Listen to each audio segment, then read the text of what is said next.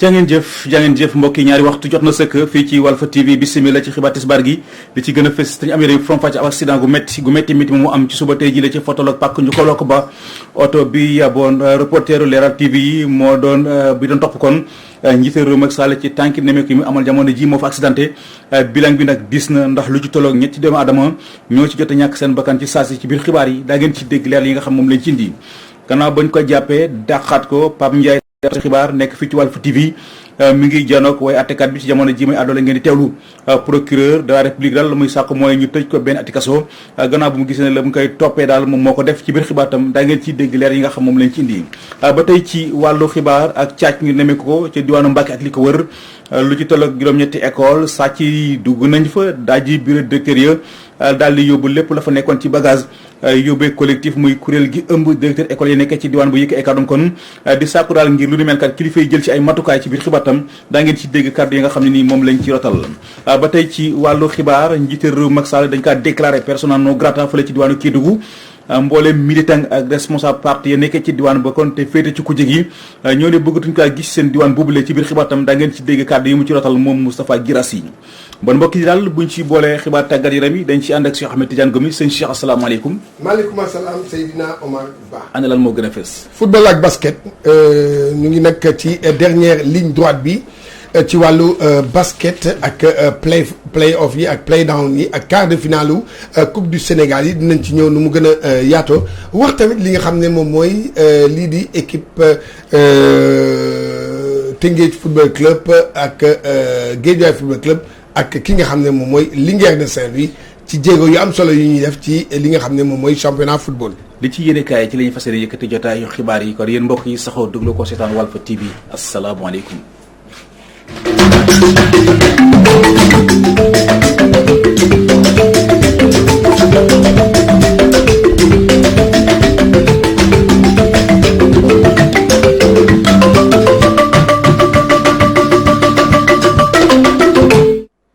bismillah ci xibaar yi tàmbale ko xibaar wu tiis wi nga xam ne nii dafa dal kon mbooleem taskatu xibaar yi nekkee fii ci biir réew mi te moo di accident gu métti goo xam ne nii dafa am ci suba tey jile ci fa tolloog parc Niokolo-Koba oto bi yeboon reporter Leral TV yi doon topp ci convoi njiital réew Macky Sall mi nga xam ne ni jamono ji ma ngay utali fële ci diwaanu Kédougou oto boobule sax moom moo fa accidenté bilan bi nag diis na ndax lu ci tolloog ñett ci reporter yoo xam ñu ngi nekkoon ci oto bi ñoom ñoo ci ñàkk seen bakkan ci sasi mu nekk nag mbir mu doy waar tiis lool ba tax ci sama kàddu ñu ngi yëkk daal suñu njaal di ko jëmale suñu naataango yooyu nga xam ne ni ñoom ñoo nekkee fële ci Leral TV lu jëm sax ci xibaar bi incha allah rabbi daañu ci dellu soir ci nu mu gën dee yaatoo. wax naa ko sànq ci bopp xibaar yi gannaaw bañ ko jàppee dàqaat ko Pape Ndiaye dab taskatu xibaar nekk fële ci nekk fi kon ci Walf TV mi ngi janook waaye àttekat bi ci jamono ji may àddoole ngeen di teewlu procureur nag ci ay kàddoom la muy sàkk mooy ñu tëj ko benn ati kaso gannaaw ba mu gisee ne lii ñu koy toppee moom moo ko def lu jëm nag ci réquisitoire yi kon ñu ngi ko doon amal jamono ji daañu ci jël soit ak suñu naataango ba ñu fa yebal di soxna Fatou Bintou Diouf. ñu dellu wax ci Baye Modou Fall Boy Djiné mi rëcc ca camp pénal ci guddik samedi jàpp dimanche ci ñu génn donte la sax ma ngay xam ne la mu tëdd lu yàgg ci kaso bi te kenn jugé wu ko moo tax kon mu jël décision bu di mel Major Aliou Kandji dafa jàpp ni loolu yi moom ay wax kese la Boy Djiné xam na xel daan yi nar a tegu ci kaw ndoddam moo tax kon mu tëral ay pexem ngir mën a mucc ca fay ca camp pénal Major Kandji ñu teewlu ko ci téléphone Moussa Sène. dafa am habitude di évader. Le procureur de la République du Sénégal est en train de poursuivre des délinquants comme Boy Djiné comme plusieurs personnes.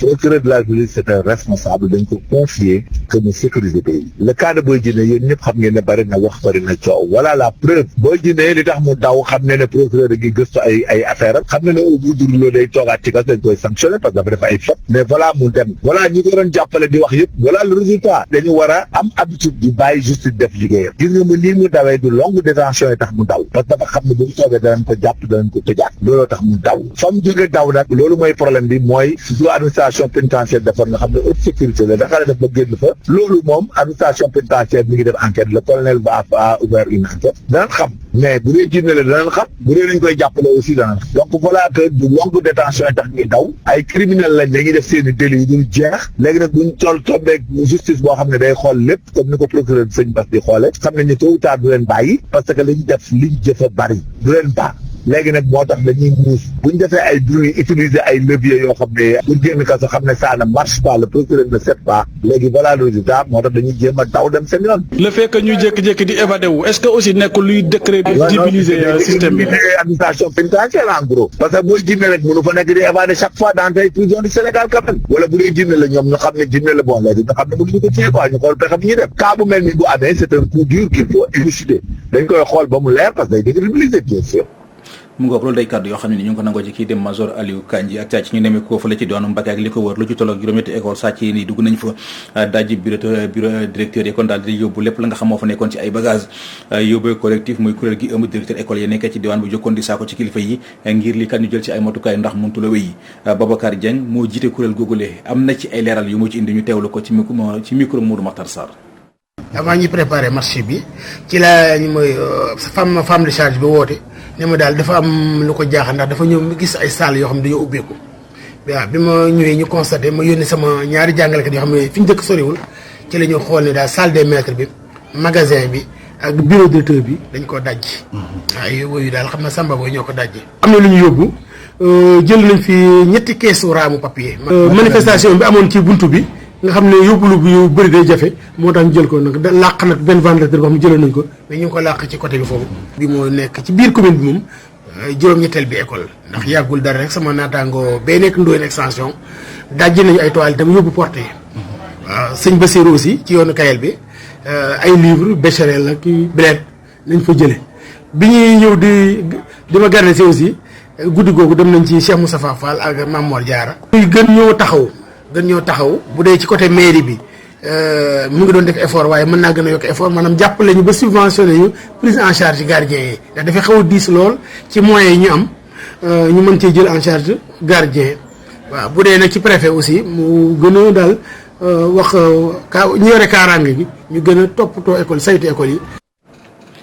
mu ngoog loolu day kàddu yoo xam ne ñu ngi ko nangoo ci kii di Babacar Dieng njiiteel réew Macky Sall mi ngi wéyal tànki nemmeeku yi muy amal jamono ji fii ci biir réew mi le gannaaw Kaffrine ak Tambacounda ñu ngi koy séendu ci ngoonu tey jile fële nga xam moo di ci diwaanu Kédougou Assane Samb di ab taskatu xibaar doon nit ku gës ci wàllu politique ni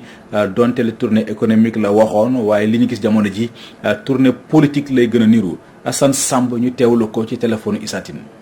problème bi local yi mooy investiture yi c'est-à-dire kan ngay dugal ci liste yi bu amee coalition bu mag c'est difficile pour nga def choix et donc dañuy xool ki gën a am doole ñu def la fa mais ñaare dañuy gis ne waa APR dañuy jiital seen ñooñ def leen ci en tête de liste te loolu souvent day naxari ñu bari ci biir région yi surtout alliés yu ndaw yi parti yu ndaw yeeg yooyu dañuy xaw a am frustration gis nañ ko ci zone yu bëri te coaching bi du yomb gis nga déjà Wilane au niveau de Kaffrine mu ngi mel dañ koy écarter déjà loolu souci boobu la am donc dans plusieurs localités dañuy gis ne souci yooyu day am donc du yomb pour nga xam ne mooy capitaine coalition bi mu def un investiture yoo xamante ni day satisfaire ñëpp forcément day am ñoo xam dañuy frustré te bu ñu frustré mën nañ demal seen liste bopp wala ñu dem ci opposition wala ñu gedd coalition loolu day am. après campagne électorale ñu ngi anticiper la campagne des locales donc c'est clair que day am longueur d'avance sur l'opposition bu ñu deful attention effectivement président dina leen damme le pion comme ñu koy faral di def ñaare di jël utiliser infrastructure yooyu di commencer campagne électorale pour mën a defal parce que campagne locale yi bu ñëwee du moom mooy campagne donc moom day def bosam déjà après mu bàyyi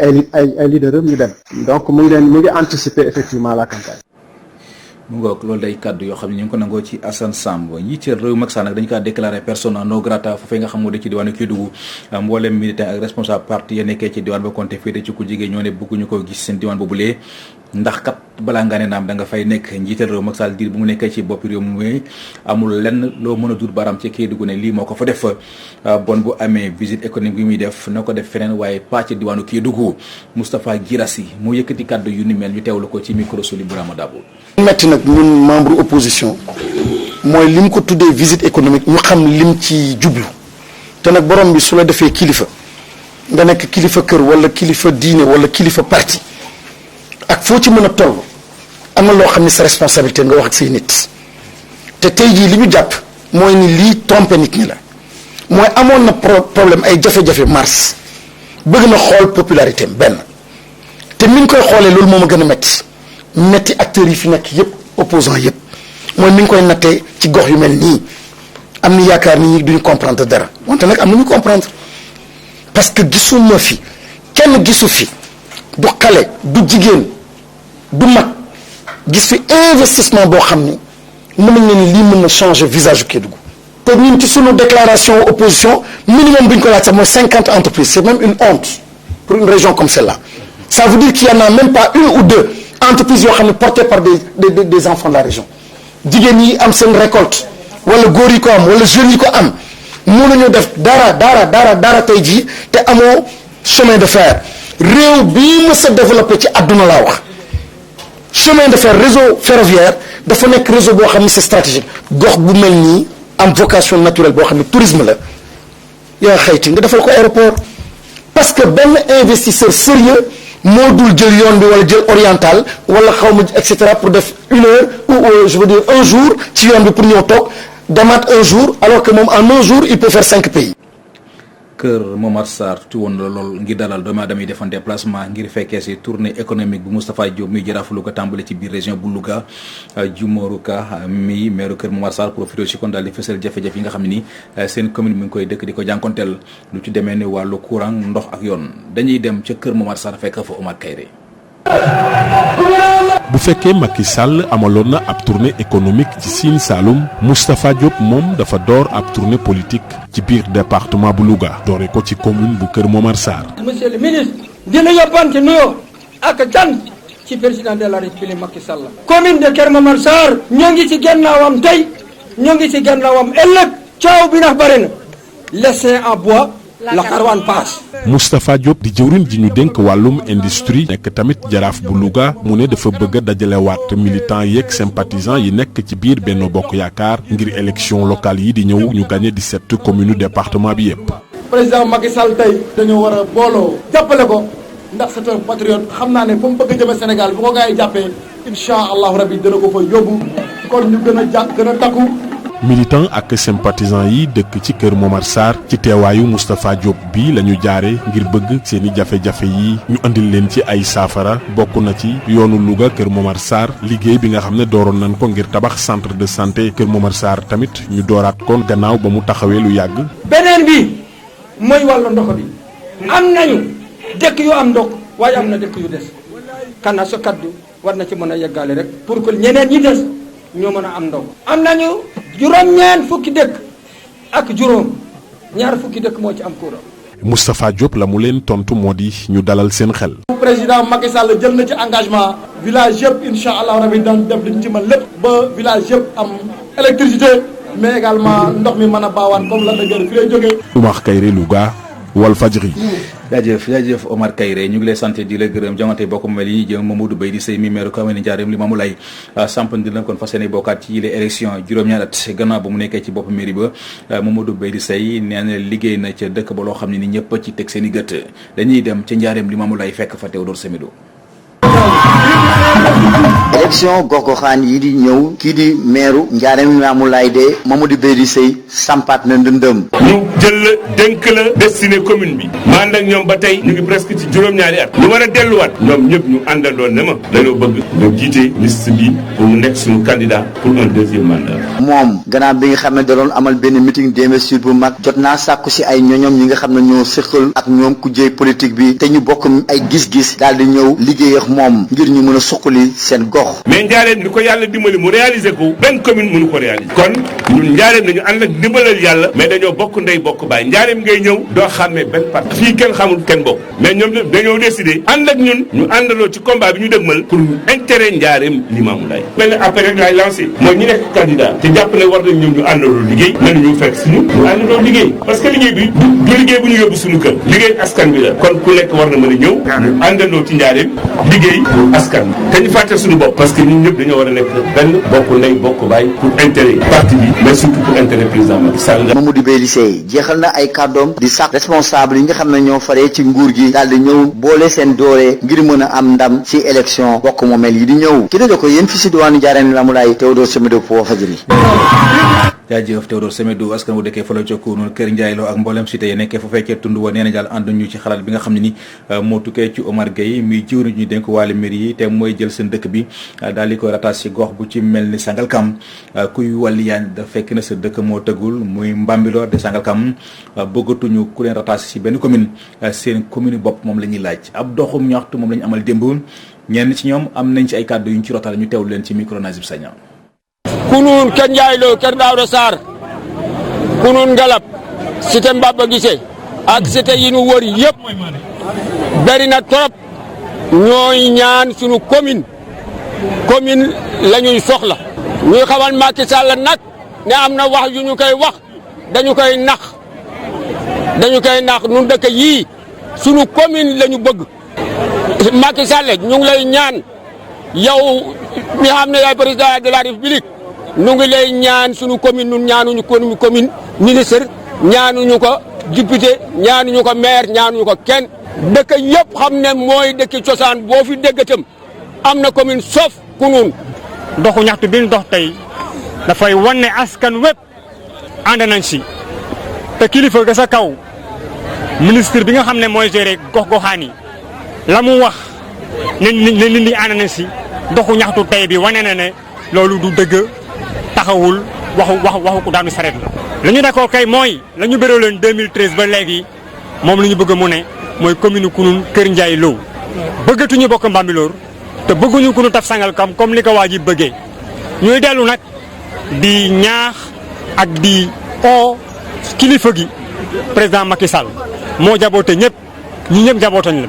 moom moo toog conseil des ministres bi passé àllarba ne man lépp lu may def damay déglu askan wi askan waa ngi nii dëgg gaa ngi nii ñii ñoo soxla seen commune leneen lu ñu wax ci ab télé nag loolu safaan la lii mooy suñu bëgg-bëgg. àdduna gépp di màggal tey ji ci altine ji yemoo fanweeri fan ak benn ci weeru mai bëccëg bi nga xam ne dañuy jagleel xeex ak cigarette suñu réew di suñu gar fa seen wuccee des ginnaaw benn yoon gannaaw bu ñu gisee ne at mu jot lu ëpp juróom-ñetti million ci ay doomu aadama daañuy ñàkk seen bakkan ci àdduna bi ndax toxum cigarette soxna Aysu Jaxate amal na ci ab taxaw seetlu ñu teewlu ko.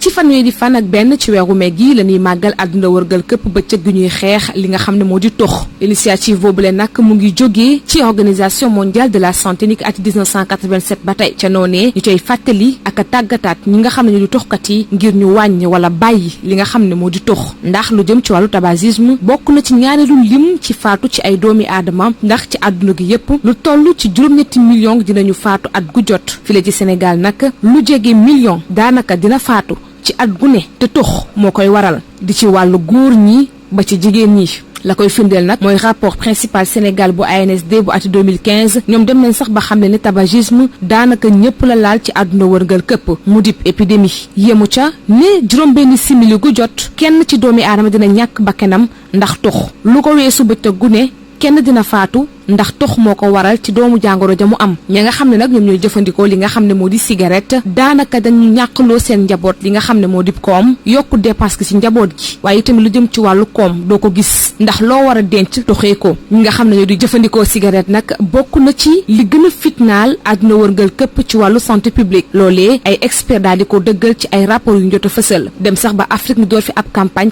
yu tiital Sénégal taa ñeeku ci bu baax a baax ndax ati 2017 ba tey ñu gis ci carton wu cigarette yi ay image ak ay slogan yoo xam ne day ragalloo ñi nga xam ne ñu di toxkat yi loolee nag ñi koy defar bu ñu ko defut ab daan mën nañ ko gàll ci seen rum ndodd sanction yi nga xam ne ñu ngi ko jëlee ci loi anti tabac bu mars 2014 loi boobule di sàkku ci ñoom bu ñuy defar li nga xam ne moo di carton cigarette yi soñu ci ñi nga xam ne ñu toxkat yi ngir ñu bàyyi ko politique boobule nag Sénégal fës ci loolu ci Afrique waaye ndax loolu doy na ngir tiital ñi nga xam ne ñu di toxkat yi loolee la ñëpp di laaj ci jamono ji nga xam ne ñu ngi waxtaanee wopp gi coronavirus nga xam ne bu ñu ko dee caytu doomu jàngoro ji nga xam ne nii mooy laal ay maladie respiratoire mu doon lii jaaxal saa su ne askan wi yëpp.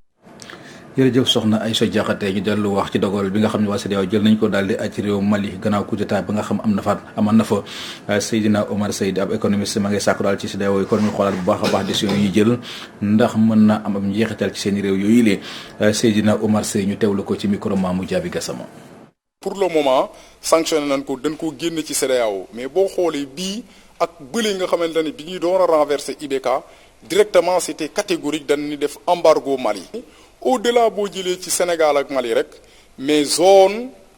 Sahel bi instabilité bi nga xamante ni moom lañ fi nekk di gis nii il faut ñu fexee régler ko parce que bu lawee day téq ñëpp te du arranger kenn te économie dafay aju ci loo xamante ni stabilité. tey ñi nga xamante ni ñoo moom capitaux yi nga xamante ni ci borom alal yi ci àdduna bu ñu bëggee ñëw investir duñ def fenn seen alal boo xamante ni guerre mën na xëy suba wala fitna goo xamante ni ñu ba dañuy perte donc duñ ñëw te xaalis boobu bu ñëwee mën na jur comme mën na jur lu bari suñu demalanteeg diggale wàllu jaay dafa sooxe woon ba ñu li lii foog ñu corriger ko teg ZLECAf léegi bu problème ñëwaatee ba ñu war a sanctionner kenn da ngay amputé waat lenn loo xamante ni tey ji entre ñun demalanteeg diggale bi day sooxe et loolu baaxul ci koom-koom économiquement parlant il faut que tey autorités yi nga xamante ni ñoo lal CEDEAO ñu am une lecture intelligente de manière optimale xool wàllu koom bu ñu tànnee bu ñu defee lii wala bu ñu defee léeg ban njeexital lay am ci koom ban njeexital lay am ci bien-être population yi loolu tamit au-delà tey position idéologique wala géopolitique ak au-delà de la démocratie tamit toujours ñuy bàyyi xel ci décision yiy jël njeexital bi muy am ci wàllu koom ci askan wi parce que après pour ñoom la ca ñoo ciy sonne donc loolu lu jar a bàyyi xel la. Seydina Omar Seye mbokk yi kon ci foofulee ci la ñuy tàbbise yéen ci xibaaru bitim réew yi dañ ciy ànd ak soxna Mamou Diaby Gassama. ña nga xamante ni ñoom ñoo jiite bànqaas bi ñu duppee CEDEAO nag jot nañ amal ab lël niki dimanche bi jot nañ fa jël ab ndogal moo di ne suspendre Mali ci lu ñeel wàllub organisation sous-régionale waaye tamit jot nañ ko sàkku ngir ñu fal ab élément jëwriñ ba nga xamante ni civil lay doon waaye tamit ñu samp ab benn gouvernement inclusif ngir rek ñu mën a wëyal ay coppite Tabamako ña nga xamante ni dañ leen ràññee ci wàllub politique nag jot nañ ci addu ñoom am nañ ab kontante gannaaw jotuñu ne meeku ab daan ba nga xamante ne mooy aajo ci wàllub koom-koom bu ñu sukkandikoo ci kii di Hamidou Doumbia nekk secrétaire politique parti Yenema jot na xamal ne rek ni dogal ya nga xamante ne mi ngi bàyyeekoo wala sax mi ngi tukkee ci CEDEAO nag du indi ab jiixi jaaxa jëmale ko ci askan ya nga xamante ne seen loxo jotul seen ginnaaw. niki dimanche bi ay doom aadama jot nañu wàcc ca mbeddu Addis Abeba ngir ñaawlu daan ya nga xamante ne mi ngi tukkee ca États-Unis jëmale ko ci ay responsable éthiopien ay it érythréen Washington dafa jaaxle ci anam ba nga xamante ne moom lañ salfaañi ak yelleefu doomu aadama yi ci diirub guerre Tigré bi ca Goda soldat yi nag jotoon nañ jël ay doomu aadama yóbbu leen ci benn usine de fabrication bouteille ca bërëb liggéeykaay ba sax lañ leen jot a rey. Benyamin moo nekk éliman jëwriñ ba nga xamante ne yàgg na lool ca postam ci taarixu Israël waaye amaana du yàgg dara dana ñàkk postam ndaxte dafa am ña nga xamante ne ñoom ñoo jot a lëkkaloo ngir indi ab coppite boobule coalition amaana mu nekk ab majorité ca penc ndaw réew ma ak it mu daal di former ab gouvernement bu bees.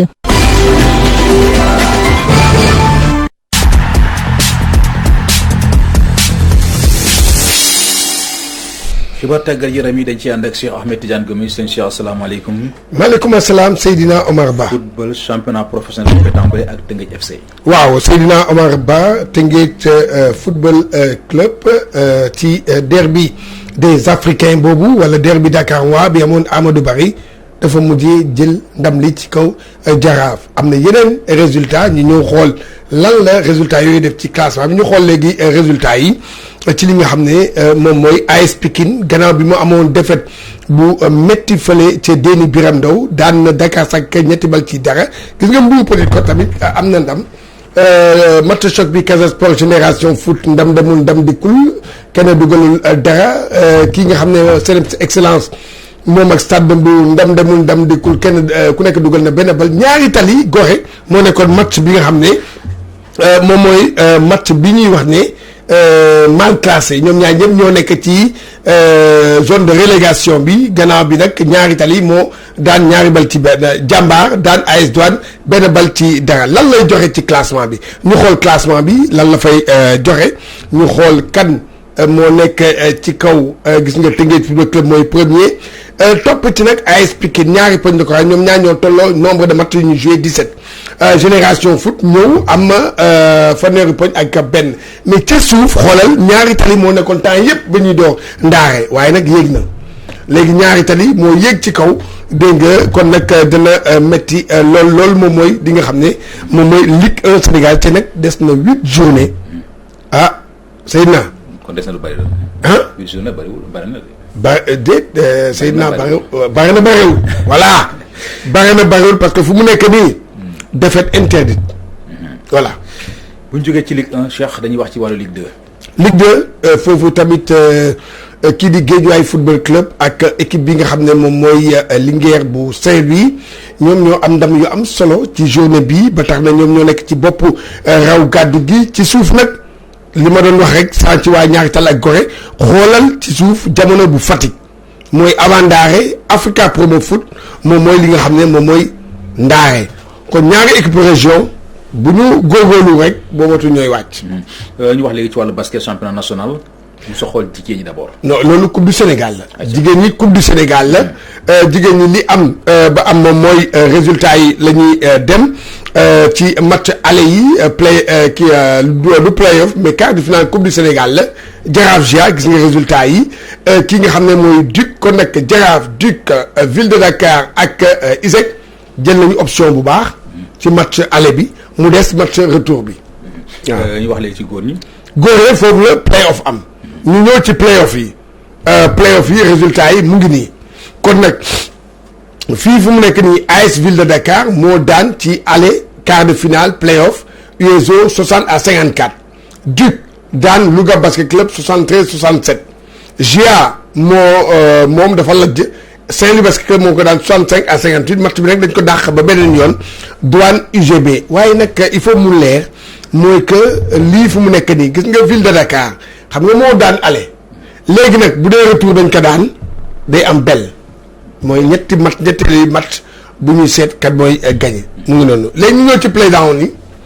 play down moom mooy bañ a wàcc deuxième division door na Ville de Dakar moo daan USO 60-54 Sibac moom mii moo daan ASC 60-52 des na yeneen match mercredi lay am Astra Saltigué ak Mermoz Bopp. Seydina wax ba nee naa la souvent sport jeexagum na ngay wax jeexagum na. kon jeexagum na. jeexagum na. jaajëf parce que des na lu bare. sport moom day continuer rek. jaajëf Cheikh Ahmed Tidiane Gomis ñu koy sant di ko gërëm mbokk yi kon ci foofule ci la ñuy tàbbi ak yéen ci ñaareelu xaaju xibaar yi benn ponk la te mooy li ci yéenekaay yi ki ko nafar Abdoulaye Bopp la. dalle nag jàmm tournée économique la waxoon ba muy jógee Ndakaaru moom njiitu réew mi Macky Sall waaye mbir yi faf naa doon tournée politique Walf Quotidien mangoog njiitu réew mi Macky Sall tàq na ripp ci élection locale yi ñu jëm doon na ci directeur de campagne bu coalition Benno Bokk Yaakaar mi doore campagne am ca Kaffrine fa la waxee ne moom mooy tànn candidat yi fas yéene dagaan baatu askan wi ci gox yi ci turu coalition Benno Bokk Yaakaar mel ni kuy tontu Abdoulaye Wilane maire Kaffrine mi xamle yàggut ne dañ koy fexeel ngir bu ko jëlee ca Kaffrine indi fa Abdoulaye Sow leneen ci ay kàddoom ci Walf Quotidien moom njiitu réew mi Macky Sall ne lii di coalition Benno Bokk Yaakaar benn liste lay demee ci élection locale yi Vox Populi xëy amal taxaw seetlu ci tournée économique bu njiitu réew mi Macky Sall ne ma ngi cay ji koom waaye bëgg na caa góob ay vote maanaam lam ca jublu moo dina am ndam ci élection locale yi ñu jëm Vox Populi ne tournéem googule politique moo ca laxasu xamal na waa Benno ne bépp gox bu ngeen munta gagné wax leen ma ko ma fexe ba nu muy tàbbee ci seen loxo ne lu jëm ci ay militant coalition Benno Bokk Yaakaar ñoom ñëpp liste Benno la ñuy demee amul kenn ku muy may mu demee liste geneen Vox Populi ne moom njiitu réew mi Macky Sall tontu na rawatina ña koy song ci réseaux sociaux yi ne ñooña ñu ngi làqu saay su ne ci seen ginnaaw clavier dëkkee di saaga saay su ne yaakaar ne réew mi ñoo ko moom dañuy nax seen bopp njiitu réew mi Macky Sall lay wax yéen a kaabi Le Quotidien xëy wax ci ubbiteb hôpital bu bees fale ca Kaffrine yéen a cabinet bu weesoo wérgu yaramu askan wa njiitu réew mi Macky Sall bëgg naa am wér ci élection yi ñu jëm maanaam santé électorale bëgg na ko ca am ma ngay leeralal askan wi ne investiture yi ne lépp ci biir Benno Bokk Yaakaar lay amee du am kenn ku mun a taxawal liste geneen yéen a cabinet Le Quotidien ca Kaffrine googule njiitu réew mi Macky Sall xam na léegi ne jafe-jafe am na ci diggante Abdoulaye Sow ak Abdoulaye Wilane daanaka ñoom ñaar ñi lee jaarootuñu taal tàmbale nañu xëccoo gu metti jëm ci élection locale yi laas ne ma ngay inauguré waaye ma ngay woote benno ci ay ñooñam rawatina ca Kaffrine njiitu réew mi Macky Sall sifle na locale ya tàmbale na ca dagaan baatu askan wi laas ne xel mu dal la ci àndal ngir mun a gàddu gox yi yëpp ci liste Benno Bokk Yaakaar gañu bëgg a taxawal yéen kaabi di alerte quotidien gannaaw bu ko kujéeg politique bi bu nduxataale yàggut moom njiitu réew mi Macky Sall wane na dooleem ca ndukumaan ci mbooloo mu takku ga ko fa teeru yéen kaabi di l'info ne njiitu réew mi Macky Sall waajalaat na boppam bari na fa muy jaar ay morceau xonk cur ñoo ko fay gàttandoo lu ko dalee Kaolack Koupentoum ba mbay askan waa génn yuuxu daal di ñaxtu ci seen jafe-jafe yu teew a sotti direct news taxaw ca ndukumaan ne njiitu réew mi Macky Sall bu fa amee doole tey bu fa amee tey mbooloo mu takku ga ko fa teeru direct news ne lépp ci ministre Abdoulaye Sow moom moo fa jaar njiitu réew mi Macky Sall ci ay kàddoom ci direct news jot naa rafetlu ca Kaffrine taxawaayu ministre Abdoulaye Seydou Sow direct news ne ca Kaffrine googule daloo hôpital bu bees lañ ko tabaxee toll ci 20 milliards yéene cabinet googule hôpital mun naa jël lu toll ci téeméeri lal ak juróom fukk direct news ne fa la njiitu réew Macky Sall xamle ne ci élection locale ñu jëm ne moom mooy tànn ka ko neex sas ko fa ko neex ngir mu mun fa dagaan baatu askan wi yéene cabinet Le Soleil ne mbooloo mu takkoo takku foo ko natt weesu na ko ñoo teeru njiitu réew mi Macky Sall ci tournée économique ga muy amal lu ko dalee ca Fatick Kaolack Kaffrine jaar Tambacounda yéene cabinet mel ni askan wi bëgg nañu njiitu réew mi Macky Sall dolliwaat maanaam amaat ndam ci élection yi ñu jëm yéene cabinet enquête ne loolee feeñ na ca Ndukumaan gannaaw hôpital gu bees gañ fa ubbi ak yeneeni projet yoo xamante ne jëmmal na ko fa yéene cabinet ca Kaffrine googule diggante 2017 jàpp 2020 nguur gi dugal na fa lu toll ci téeméeri milliards ak ñaar fukk ak juróom benn yéene cabinet enquête ne bu dee ca Koupentoum askan wa kontaanuñu benn yoon ci njiitu réew mi Macky Sall ndax mar nañu te gisuñu ndox gañu naan yéene cabinet Tribune ne bu fekkee ne dañ koo tàccul ca Kaffrine waaye am na foo xamante ne njiitu réew mi Macky Sall dootu ko fàtte mukk ay morceau xonq lañ ko teeroo ca Koupentoum ñu ne deetawaay joor nañ ko fa ay xeer askan wa wone nañu seen mer ci ñàkkum ndox mu tar goo xamante ne ñu ngi koy dund ca Koupentoum te booba léegi saafara amagu ca yéene cabinet critique ne critiqué nañu njiitu réew mi Macky Sall ca Koupentoum askan wa joytu nañ fa seen jafe-jafe ci ñàkkum ndox tax ñu ne duñ fa ganalee njiitu réew mi Macky Sall ak ay tàccu yéene cabinet alerte quotidien ne coow li gi fagul ci njëndum avion bu bees bu njiitu réew mi Macky Sall Cheikh Abdou Bara Dolly di député bokk gis-gis lam ca gis moo ne nguur gi anam yu mu jëndee bile avion jaarul ci yoon ba ko ñaareel Cheikh Abdou Bara Dolly ne dàqul ba kalaame ci yoon kii di Abdoulaye Daouda Diallo jaru ngi ñu denk wàllu finance mi mu ne dafa xotti tareet worma lii di secret défense ma ñu tudd ci njëndum avion bile yéene cabinet réew mi quotidien xëy jël avion wutali France fi ne foofee faat nañ fa doomu Sénégal ci anam yu méttee métti Njaga Jeey lay wuyoo yéene cabinet balu fetal lañ ko dóor gannaaw bu Njaga Jeey jële ab paaka jam fa ab policière municipal yéene cabinet ca la ko takk der ya dab benoonee ñu koy daaneel ak balu fetal yéene cabinet Sud Quotidien ne armée bi soobuwaat na ci opération ca Casamance gannaaw bi fi woon ci weeru février gi ñu weesu foofee ca Balantakunda bi la yoon armée bi dugg nañ ci àllu Bayot jot nañ fa song ay makkaanu César Atoute Badiate ay sox jib nañ fa lépp ngir jàmm ne ñooy ca Casamance yéene cabinet Source A fab bi kak fay wutali Rufisque actual bac blanc gañ fa doon amal ca mbirum góor jigéen fësoon lool ci épreuve ya ci biir yéene cabinet Source A professeur d'anglais bi di Maymuna Fay te ne ca lycée moderne ba ne ca Rufisque mu ngi koy déggal ne bu mu càmbaree maanaam bu mu liiree yooyu la épreuve la mu gis ci saasi moo dina dañ fee bëgg a jaare dooleel fi mbirum góor jigéen yéene cabinet Walf Quotidien ne doomu Sénégal bi di Edouard Mendy dooleem yokkooti na ndax jël na Ligue des champions ak équipe am bii di Chelsea yéene cabinet Libération ne Boy Djiné ana ban doole ana ban pexe la am ba Richard Kasso yéene cabinet jógeeti na Kasso gamu ne woon te duguleet mu fay bawoo yéene cabinet ñu fàttali ne mosoon na fee rëcc moom Boy Djiné waaye la mu xamaloon enquêteurs yi moo dina amul xam-xam gu mun a tax mu rëcc te kenn du ko gis waaye dafa fekk ne xaalis la doon joxe ngir mun a am afiya Libération ne mangoog am na liberté moom Boy Djiné nee na mes ne meles jaajëf Abdoulaye Bopp ñu ngi lay sant di la gërëm mbokk yi kon ci foofulee ci lañ yëkkatee jotaayu xibaar yi di sant tamit di gërëm bu baax a baax ñëpp ñi nga xam ne ni ñoo jàpp ci xibaar yi ba muy yemb kon mbokk yi mucc gu sax te ànd ak xéwal yàlla na ko yàlla tuur ci askanu sunu gaal yendoog jàmm